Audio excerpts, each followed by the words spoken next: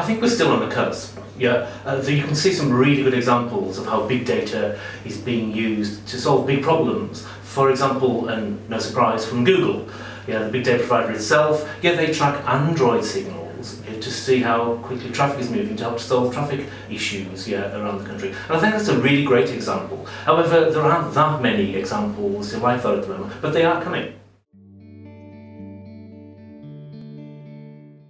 Well, I think there are three ways in which big data fundamentally differs from normal market research. One is it's much more behaviourally orientated. So we're able to track what people are doing rather than what people are saying. Secondly, there's the issue of it being unobtrusive.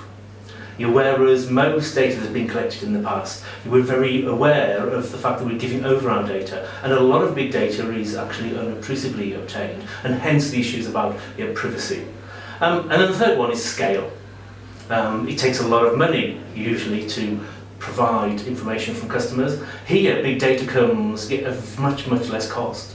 So an example of how big data might differ, of course, again from Google, they analyse people's searches to see what types of things people are searching for to come up with Google trends. Now, that is all about behaviour, it's all about, the trend is only possible because of the scale, and of course it's collected without you knowing that it's been collected. Well, it's absolutely fundamental because it's fundamental to any kind of market exchange. So if a company wants to continue to exchange goods with people, it needs to be very careful, it needs trust for that, it needs to be very careful how it exchanges the information that it has with people as well. But there are three conditions under which trust become very important. One is when vulnerability exists in customers. The other one when there's a risk to the customer that being abused. And the final one is when there's a dependency on the customer. So the customer's data is held and there is no option for that data to be held in order to access goods and services. So when those three conditions are met, I think companies really do need to think about trust being the major issue for long-term customer interaction. I think there are three levels of looking at this. There's a personal level, which I think is largely encapsulated by the Great Commandment: do unto others as you would have others do unto you. The second is at a societal level, and there, I quite like the Daily Mail test. What would readers of the Daily Mail think if this appeared in the Daily Mail?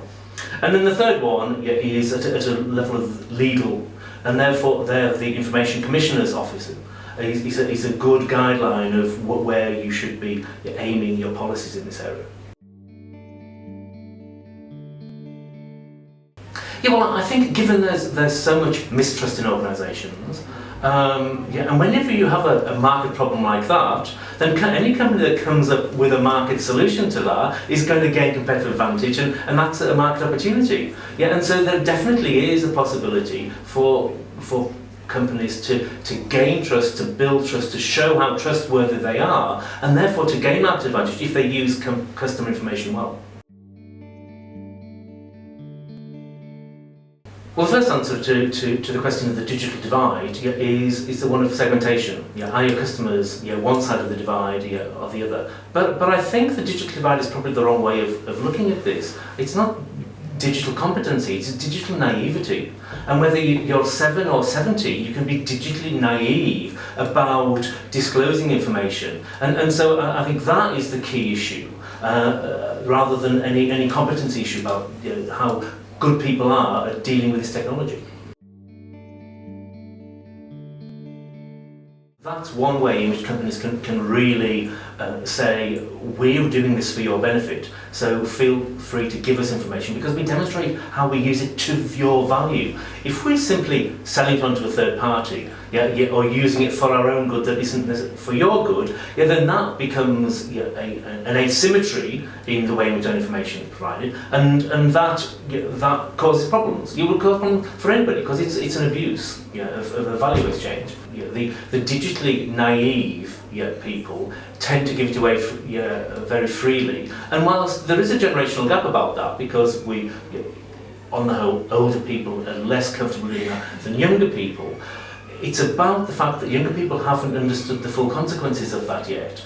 And I actually think we're going to hit a bit of a digital problem later on, when some of this comes back to haunt using people about being so free with their information. And we're already beginning to see that, with companies checking people's Facebook profiles before they employ and issues like that. So I think we're beginning to get around that problem of digital naivety.